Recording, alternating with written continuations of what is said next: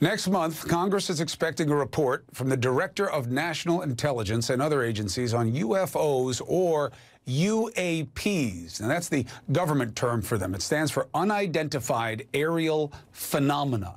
Why? Well, a retired U.S. Navy pilot came forward to say he and his crew witnessed an unidentified flying object on the coast of the Atlantic several times. And he's not the only one. Joining us now, someone who has personally witnessed sightings, retired Navy Chief Master-at-arms Sean Cahil, joined by Christopher Mellon, former Deputy Assistant Secretary of Defense for Intelligence. Thank you both. Appreciate you for joining me. Good evening, Chris. Pleasure. Thank you. All right, so let's dispense with the obvious here. Chris, people are going to eye roll and say, boy, was Cuomo light on what to talk about tonight. Why is this worth discussion?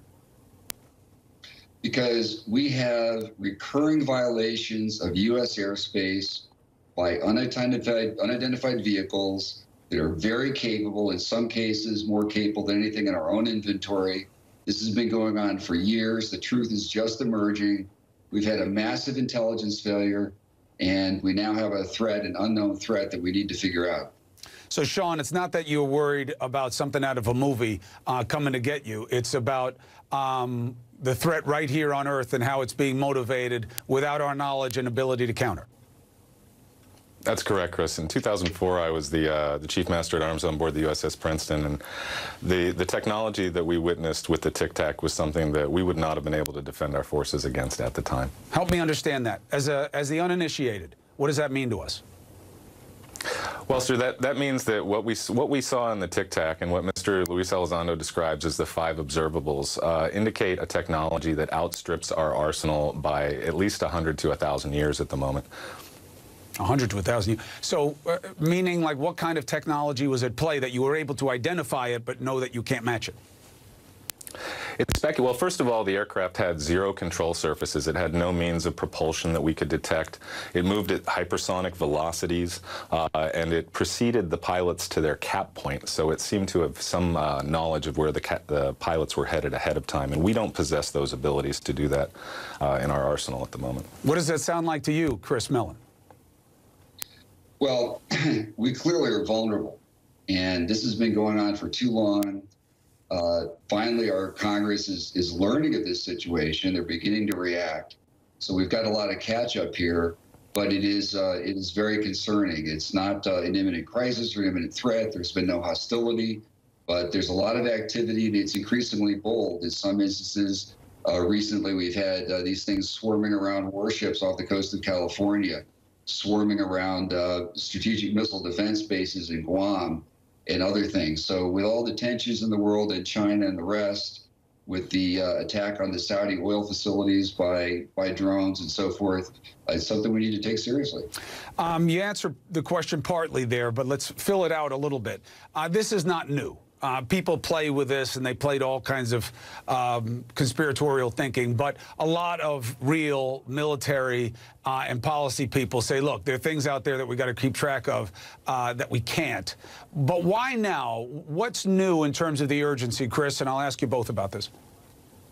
Sure, happy to address that. So what happened was, a couple of years ago, Lou Elizondo in the Pentagon, who was managing this activity with almost no resources, he and I and a few others became aware that this was going on a very significant scale on the East Coast at the time, and our pilots were not getting any support.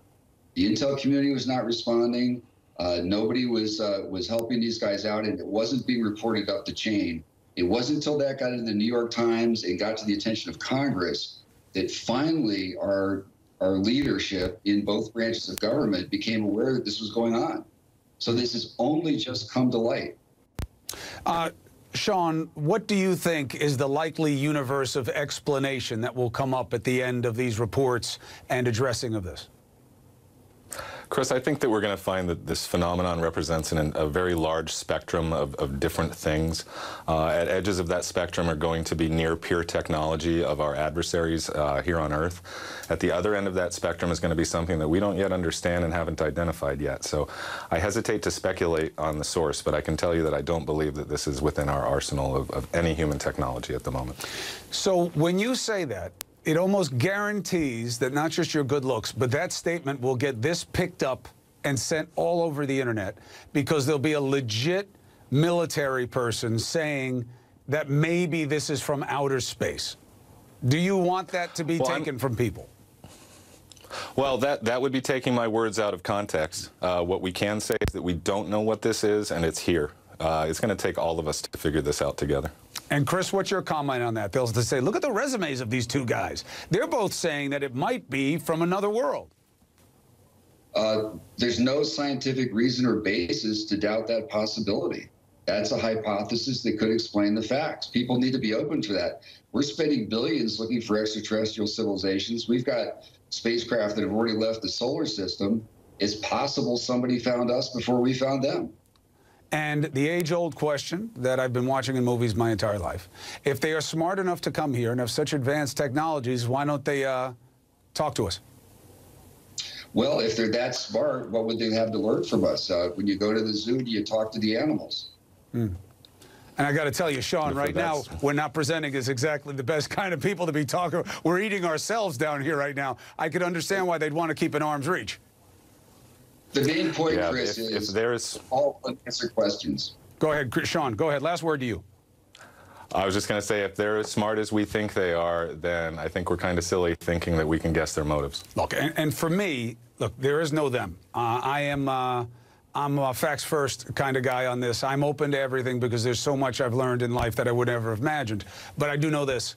I worry about the safety of men and women like you, Sean, and Chris, the people who wind up having to cross the policy line to get into practice.